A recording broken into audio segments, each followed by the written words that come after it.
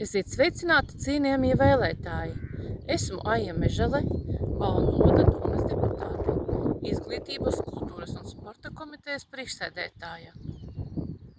Atbalstu Eiropas iniciatīvas, kas vērstas uz militārās sadarbības mobilitāti.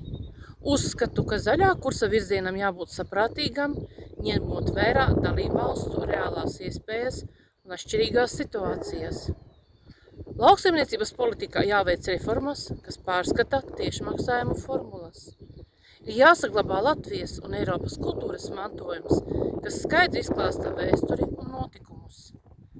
Eiropas Savienības komisijai ir jāatļauj dalībvalstīm no valdības budžeta izslēgt tādus ieguldījumus, kas atbalsta bērnu un ģimeņu politiku, īres mājokļu paplašināšanos un ēku energoefektivitāti valsts pilsētās un reģionos.